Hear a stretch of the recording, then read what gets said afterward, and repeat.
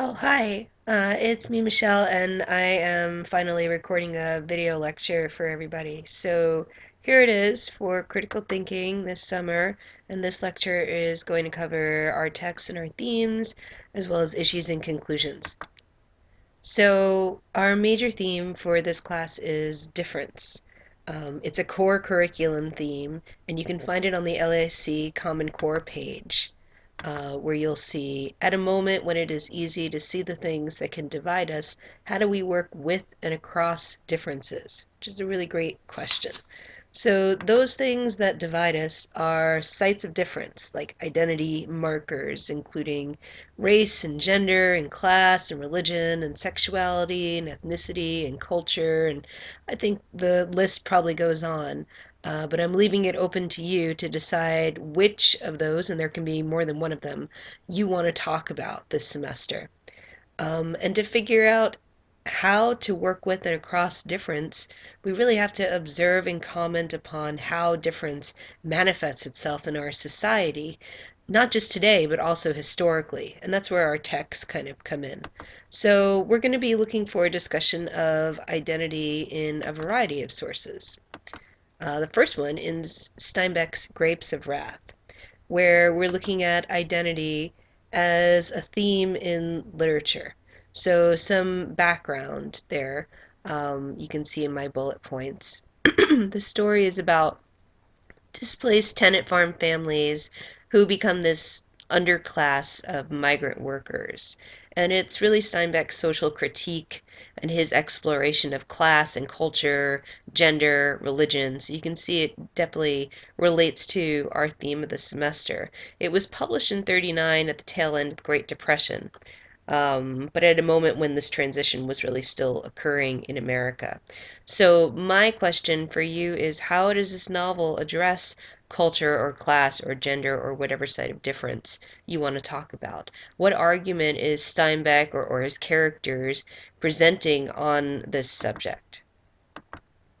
Another way that we're going to look at identity is through research that you do. So that research is going to be your wiki work for the semester. The first wiki assignment is coming up in a few weeks. It's week 5, and that's where you'll be finding a scholarly source. So you want to go to USM databases and find something that's peer-reviewed, a journal article. And I'll give you a lot more information about how to do that as we get closer to that assignment. But what I'm looking for is for you to answer the question, what do scholastic sources and academic research contribute to this discussion of culture and gender and class or whatever side of difference you want to pursue? And what kind of evidence is out there? What kind of evidence do you want before you draw a conclusion on one of these sites of difference? Are you looking for studies with statistics?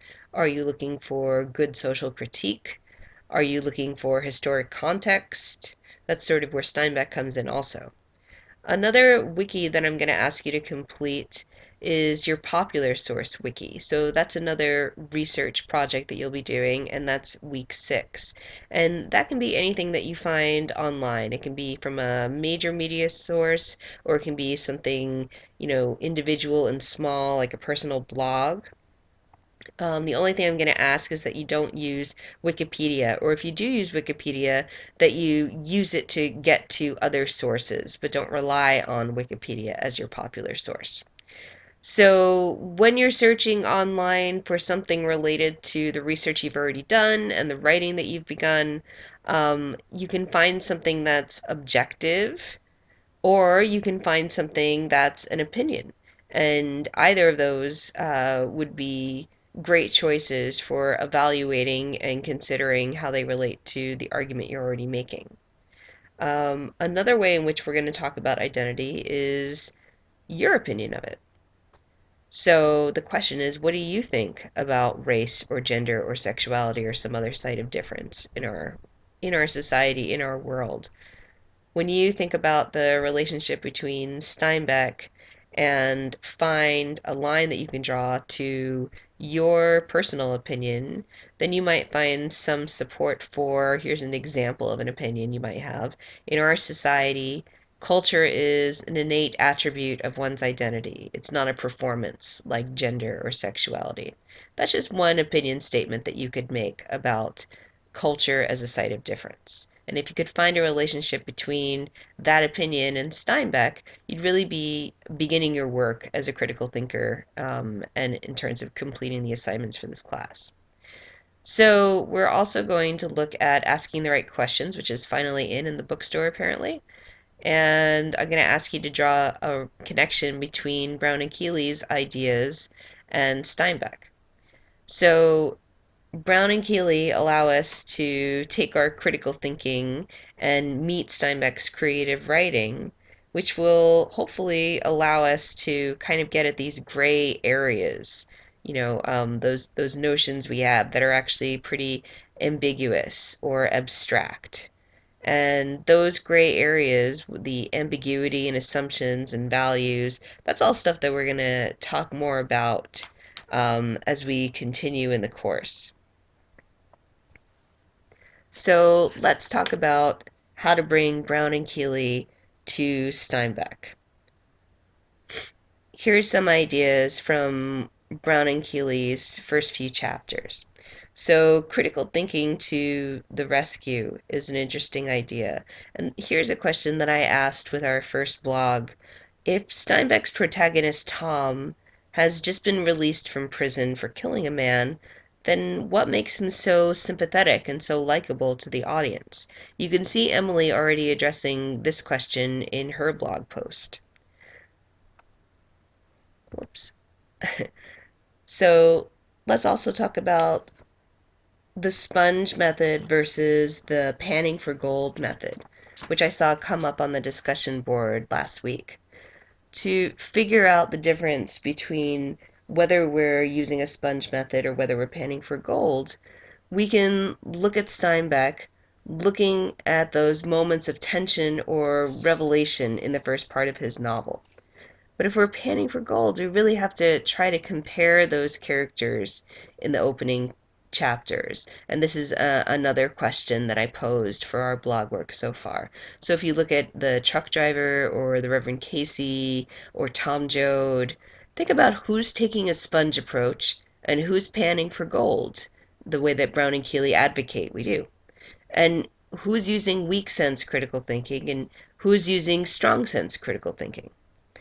This secondary set of questions really forces us to read between the lines and to note the details and the author's tone, which can reveal a totally different set of values from that of his protagonist, even if the story is being told from that protagonist's point of view.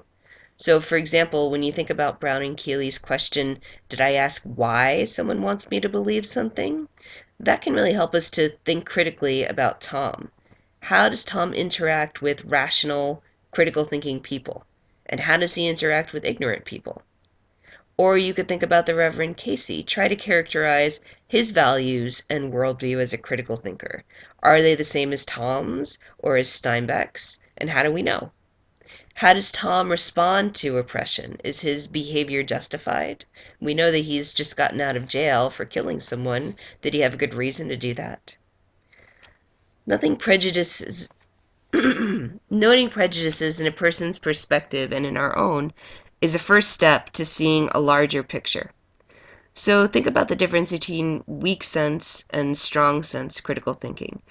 Brown and Keeley say weak sense critical thinking is the use of critical thinking to defend your current beliefs, but strong sense critical thinking is the use of the same skills to evaluate all claims and beliefs, especially your own. You see how they push us to not be lazy in our thinking.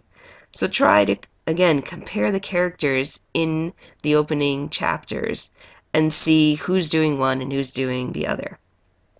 What I'm looking for you to do in this class is learn how to ask and try to answer the right questions. So this book by Brown and Keeley is going to be our guide to critical thinking, to evaluating Steinbeck, to the popular and scholarly texts that you're going to find to support your discussion of sites and difference, the way that they're explored in Grapes of Wrath. Whether you choose to look at these texts in terms of culture, gender, sexuality, ethnicity, class, or some other characteristic that, creates and isolates people's identities in literature as in life.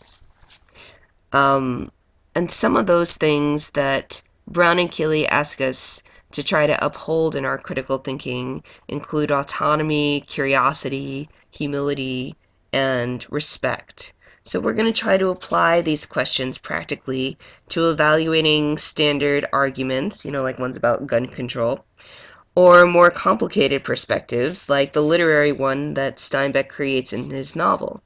So make sure as you're reading that you're taking notes. So you can weave words like strong sense and weak sense and sponge thinking and panning for gold, autonomy, and all of that stuff into your blog post, into your journal, into any kind of writing that I ask you to do for the class. Think about how to ground critical thinking in those stable terms. Creative works are a lot closer to the ambiguity of real life issues. So having Brown and Keeley's language really helps us sort of feel the pulse of critical thinking in life. So think about questions like how Tom, in reintegrating with his family and society, is able to respond to the culture that he's rejoined, which is basically, when he comes back to his family, a very strong and loving and moral core of farming families who were displaced by the Dust Bowl and who were forced west in the Great Depression. So besides culture, what other sites of difference do you see explored so far in Steinbeck? Gender, class, religion?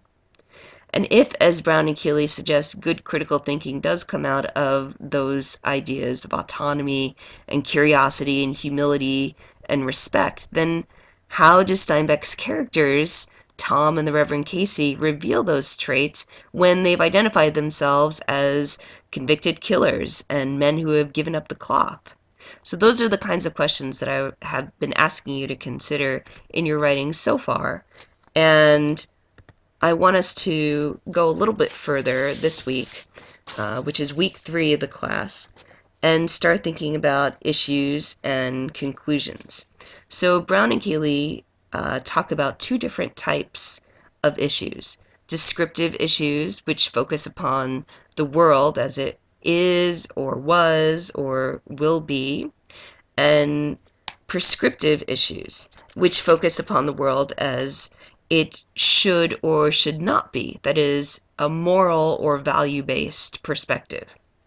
So descriptive issues, we want to evaluate for accuracy. That's what Brown and Keeley ask us to do. And prescriptive ones, we want to think about what our value system is.